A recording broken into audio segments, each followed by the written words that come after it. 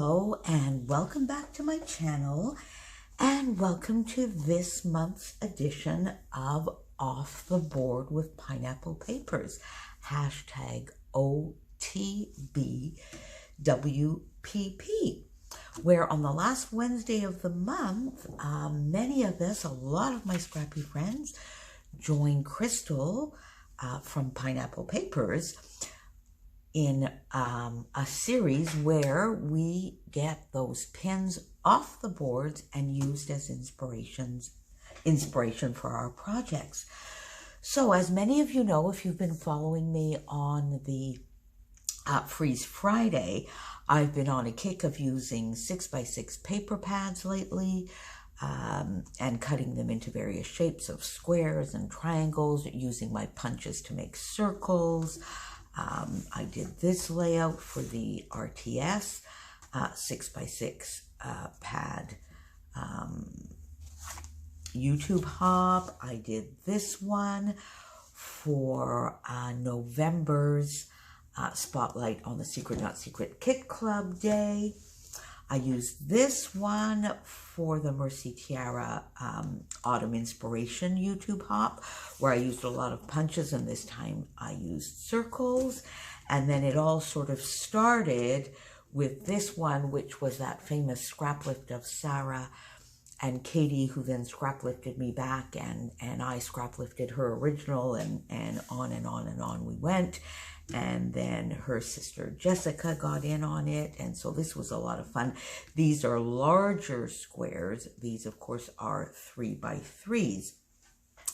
I have since done this in a smaller size as a card. Oh, actually, let me show it to you. There you go. You see, you've probably seen it on my Freeze Friday. But there you go. So I've adapted that into a smaller one and then into a little Christmas tree.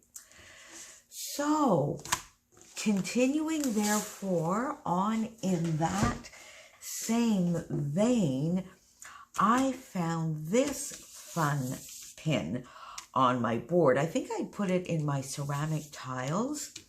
I love using tiles as ideas, and I've used them for some stenciling ideas and to do backgrounds. You've seen that before. So I had this, and this sort of fell perfectly into the idea of those 6x6 paper pads, creating a bit of a background just with some squares.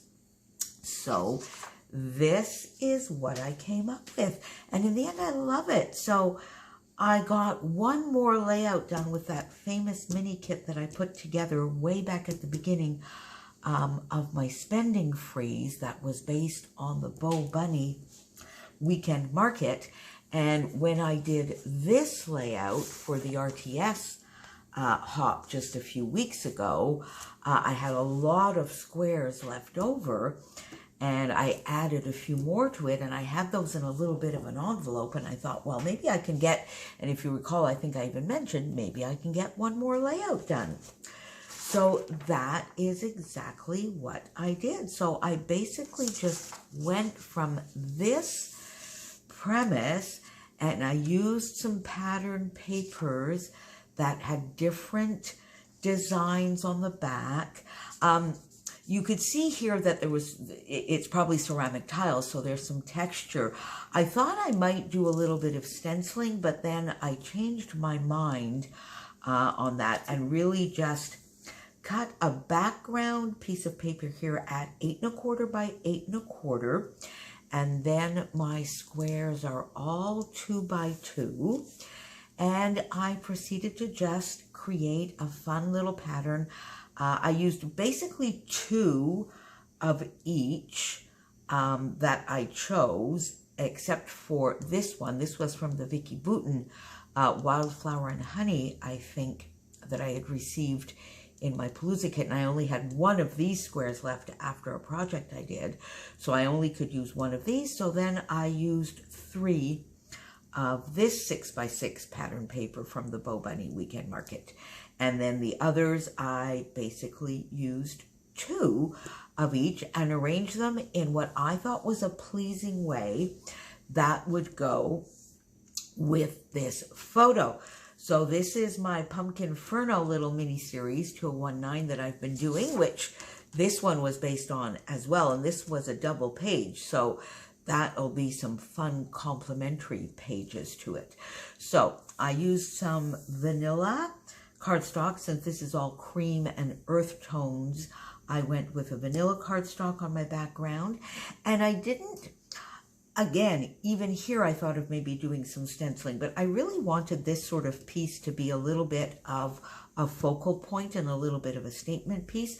So I decided to just, in the two corners here, do some splatters. So I got some color shine out, and I did some splatters, and there are some halos on this one. But there you go. That's our color shine for us. So I just did some splattering in the corner, did my 8 1/4 by 8 1/4 dark brown, chocolate brown type cardstock here, got my background, got my squares pasted down, and then I just centered that right on the page. And there you go. This was easy to do, and I love sort of the, it really gives to me a statement, and then you don't really need to do very much to the page afterwards. As you know, I don't like using just white or vanilla cardstock on its own. I always find things fall off the page a bit. So I outlined it using a Stampin' Up marker, Early Espresso, so a very dark brown. And then just again, so that things didn't fall out, and to maybe bring in a little bit of softness to all of these squares, I just punched out a couple of circles, added them top and bottom, so there's a little bit of a diagonal feel that starts here through some of a little bit of the embellishment and down to the bottom of the page. So I got those on, a couple of little puffy hearts from Pink Fresh Studio, and then I mounted my photo on a piece of pattern paper from, again, the Bo Bunny 6x6 paper pad, the dark brown cardstock from here, mounted it on foam, and put it to the side here. And this is an Acorn, so it sort of goes a little bit with the mushroom page that I did, although the feel of the page is like totally different, but the mushroom page that you may have seen on Sunday when I did my 30 days of sketches. So these are all, look at this again close up. Can you tell these are all individual pumpkins? I know I keep repeating in every video, but it just blows my mind how talented and what masterpieces these artists created with pumpkins. Oh, excuse me, early morning voice. So once I had that done, I really just wanted to give maybe a little bit of dimension, a little bit of design that comes from this pin. So I just went and I got here, this is, I think, an Altenew chipboard piece that I have with a little bit of Pink Fresh Studio mixed in there, puffy stickers. And just did a little, but not too much embellishing. I did a flare here because the colors match. It says Dream On. That really doesn't have anything to do with the layout, but the colors were perfect. Just put two little fishtail. These are puffy stickers that I had. I think they're the Pink Fresh. Some of the Pink Fresh stars. Little arrow here that sort of goes over where these two papers join and points us to the photo. These are two chipboard from the Altenew. The colors here match beautifully, and so does this. And then that left a nice little gap here to put 2019, a camera up here because the colors matched, and I just love this photo. And then just Pumpkinferno, which is exactly what it is, 2019. I think I'm up to about 4 or 5 layouts on this lovely evening that we spent at this activity. And there you go. So this layout came together very quickly, and I find it is still, it's a beautiful layout, quite simple, mainly paper with just a very few embellishments. So there you go. Get those pins out. Use them on some projects.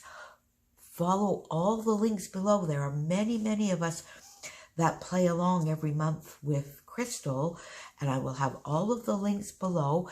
They are mainly links to channels as opposed to the videos, but if you are watching this today on Wednesday, and we are, I think, the 27th. Is it the 27th of November? If you're watching that, then if you click on the link, you should get to the video because it will likely be the last video posted by my friends as well. So have you been using your pins since we talked about it last month? If so, let me know down below how you've been using them, what you've been using them. And you know, these projects, the majority of us are doing layouts, but you could use them for all sorts of things. In fact, last month, Jennifer used her pins to create some awesome Halloween home decor. So we can use it for all sorts of things, and you will find all sorts of inspiration throughout this series. So we'll see you again next month, and thank you for being here. Have a wonderful day. Bye.